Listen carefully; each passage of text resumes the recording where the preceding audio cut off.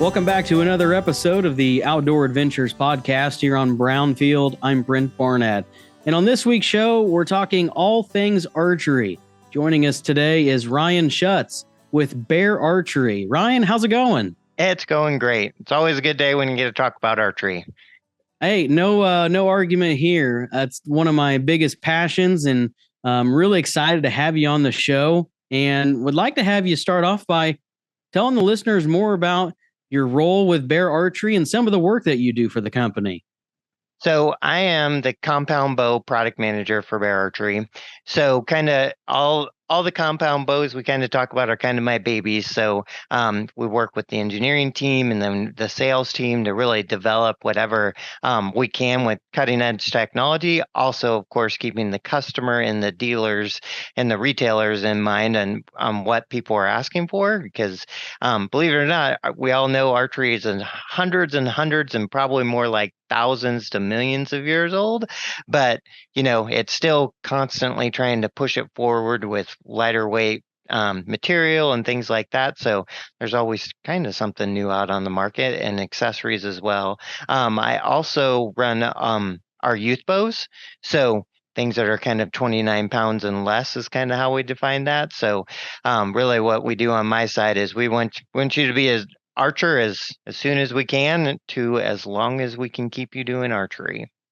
Archery is one of my biggest passions. I've been shooting a bow since I was just a little kid, shooting with, 3 fingers under the arrow on a little youth compound bow that had cams no bigger than maybe a quarter in size.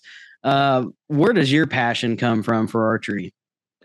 I would say I'm definitely going to be more on the compound bow side without a doubt, but I really, I love all archery. So just some quick background on me. So I started when I started working at Cabela's retail when I was going to college at UNK in the middle of Nebraska. So, and then worked my way up there at Cabela's until eventually when I was the archery buyer and then a merchandise manager there. So I have been around archery in all facets for a long, long time, like targets, bows, crossbows, recurves, the whole deal. So, and just an avid outdoorsman when it comes to that.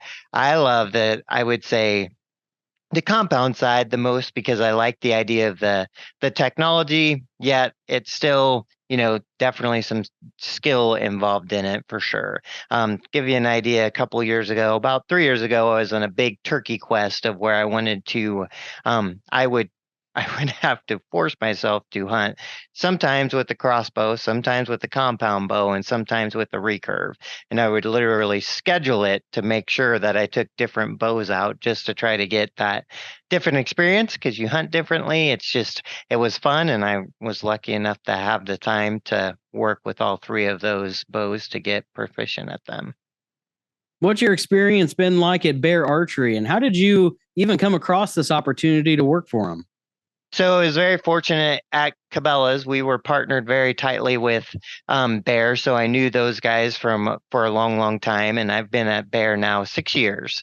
So just they had an opening in their product development, and that was one of the funnest aspects I could say that I've had. Is it's really fun to be able to kind of dig into the market and kind of go out and hunt and use the stuff and be like, oh, no one's really doing this. Should we come out with a bow that does that? And where are the different things that we can kind of, now people seem to be hunting more out of a ground blind. Do we have bows that are really good for ground blind hunting versus tree stand hunting? And even modern day now, it seems like tree saddles are becoming more popular. And, do we have good short axle for that and smooth draw things? So, it always kind of hit me as it feels like there's always a problem that to be solved. And then our job is to kind of get in there and figure out how to do it. And another thing that's really always aligned with me, we were talking kind of off camera a minute ago, Fred had a huge passion to be full inclusion when it came to archery. I mean, he of course was very passionate with the recurve, but he was one of the first with the compound bows and wanted it affordable and an entry level sport for everyone, right? And I feel like our modern day bear archery, we live and breathe that. We talk about it all the time. We want it to be very accessible. That's why when you really dig into the product lines that we produce, I mean, there's tons of adjustability in it. There's tons of different price points out there. So we really make the bows as adjustable so they can fit everybody. So really, when you get into that more technical, right? I always like to compare it to a pair of shoes. I can put anybody in any size of shoes, and it might work. But if I get you the right size, you really will like those shoes, right? Archery is very much that way. I mean, you can shoot ones that maybe aren't exactly fitting you perfect, but when we have enough adjustments and ability in the bows to fit you perfect, you just have a better experience. There's definitely a lot of young beginning archers and adults that are beginning archers as well. Let's talk about how they can get set up with a new bow, and I guess where do they start? Well, of course, nowadays we love for you to go into like your local dealer or any big retailers that handle archery, but we're of course also good with you doing your research online. It would be crazy for us to to ignore how people shop nowadays, and a lot of that is based online, right? So beararchery.com, wealth of resources on it to kind of give you a good idea on how, what type of size and maybe what you're looking for. But there's still nothing that beats the experience of going into your local pro shop or dealer and having them fit you. And what we're looking for there on like when you're getting fitted with a bow is, we have an idea. A lot of people will take measurements off of wingspan, like fingertip to fingertip, or like from the middle of your chest to your arms as full as they're extended out to the fingertip. There's a few different ways to do it. And all of them I kind of find get you close, right? But then nothing's like the real deal being set up where you've got somebody that knows what they're talking about to make sure that you're bending your arm the proper way and anchoring properly. And then we can get the measurements. And then like I said, the bows are really tools. We can fine tune them to whatever you are. So like if you're 28 and that half-inch draw length or 29, then we can get it dialed right into that. We can also adjust the poundage. One of the things I think about a lot of times on young archers, as you bring up, is it's good to start comfortable. A lot of people think you just hold the bow and draw the bow, and that's one way to do it. But there's a lot of push-pull technique that'll make it smoother and make everything, make your kind of body lasts longer with no pain, so to say. And then also then it's a smoother motion, and a pro shop of course would help you with that. And then it also helps you anchor in. The thing with archery, just like kind of many sports, as long as you do it the exact same way every time, you can you can get consistency, and that's the goal. The thing about getting set up properly is you can be consistent, and maybe, I don't want to say do things wrong, but maybe not do them to that textbook or the way that most of us believe would be the best way to have form. I like to tell people a lot. It's changed nowadays with so much analytics in baseball, but I mean, there's some guys with some crazy stances that still can hit home runs, right? And then you get a textbook stance, and they tend to hit a lot more. You can still get the same outcome, but doing it properly just makes it a little bit easier on you. Thing I was going to say on the poundage, and we do this on a ton of our bows where we have 15 pounds of adjustment, and then some of our bows we go from 14 to 70 pounds of adjustment. Is start to where you're comfortable. If you never did it before, even though you're a full grown man and can draw 70, I would question, are you drawing it super easy? I would evaluate how you looked as you drew, and then also fatigue, right? So I like to start people, if it's their first bow, maybe at 50, 55, draw it a few times. And then, because it's just like anything else, as you get tired, you tend to perform a little less to your target ability. When you're practicing that shooting form and getting into it, do you recommend your regular wrist strap index finger style release for a beginner, or is it all right to go with a T handle style release aid? I actually think either one is fine for starting. I think the wrist strap is a little less intimidating, especially when you're getting into the bows with the poundage that I just talked about, 60, 70 pounds. That way you know you're onto that bow when it's around your wrist. I actually am able to shoot both, and usually you have somebody that prefers one or the other. Not too sure I have a preference. There's no doubt there's some advantages to T-handle, as I can shoot a better group with a T-handle than I can with a wrist strap. There's some things I like about a wrist strap at times during hunting season and stuff like that. But the T-handle does give me a little bit more accuracy. I'd also say it's just, again, how you feel like when you're having that T-handle and you're getting everything, kind of tense, but you kind of lock it in. That feels good at times versus, them with your wrist. I mean, you can relax things a little bit more, but your hand just kind of floats on the trigger. I tend to like to get people started with a wrist strap, and then once they're kind of proficient and they understand how to, I mean, there's so much into it, as you know, how the proper way to hold the bow, what kind of contact it's making to your palm, things like that. Once you kind of get all that stuff to where it's just muscle memory, then I like to make sure that they try you know, a T handle of some sort, and then go from there.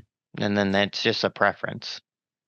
During the summer, we get into a prime time of people practicing. Just me personally, the other day, I shot in a 3D tournament here close to where I live.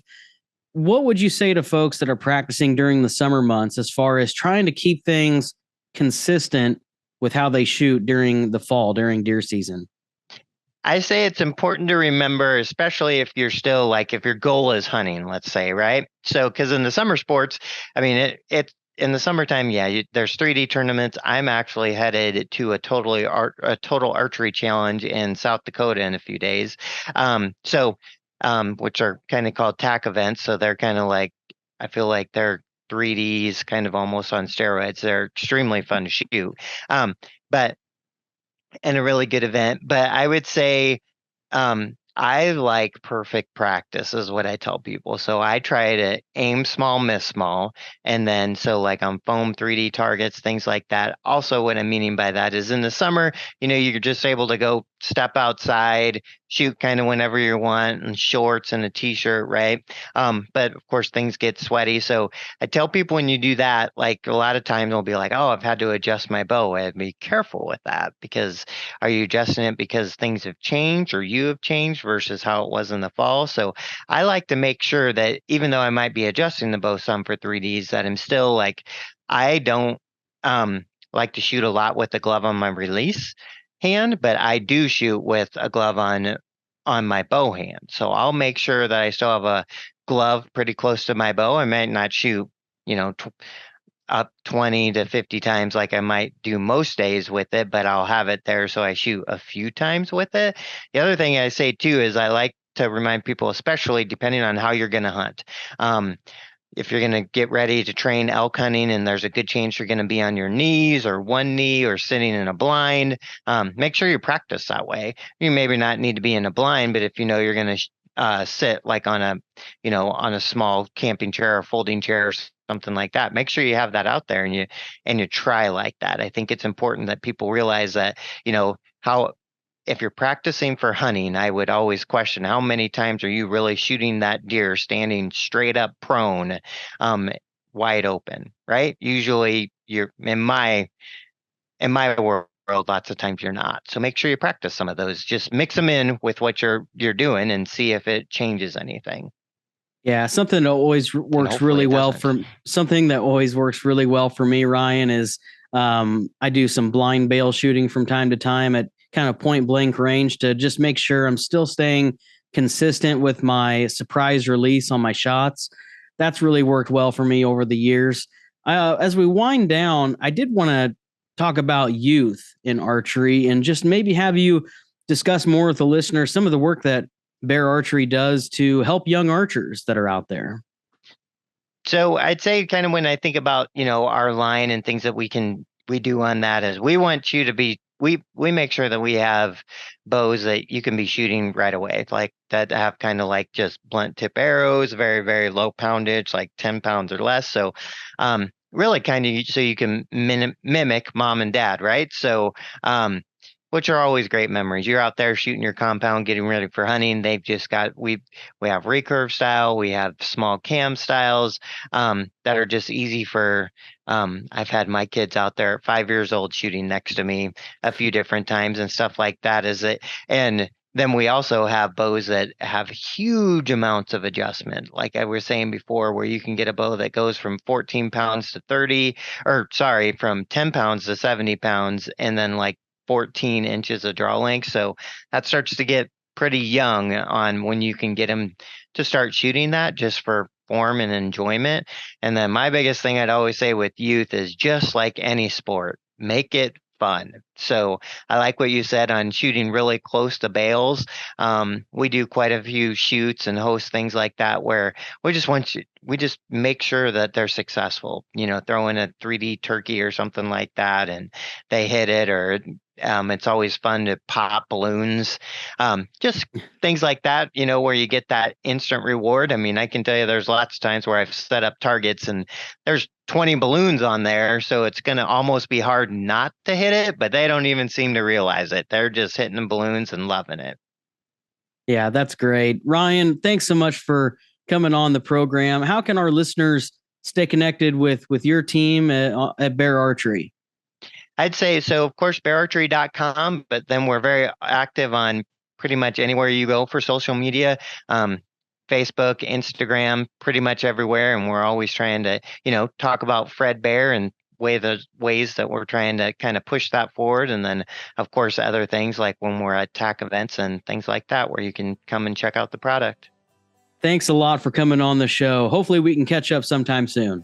All right. Thanks. I appreciate it. Again, that's Ryan Schutz, product manager of compound bows for Bear Archery, right here on Brownfield's Outdoor Adventures. I'm Brent Barnett. Thanks a lot for watching the show this week.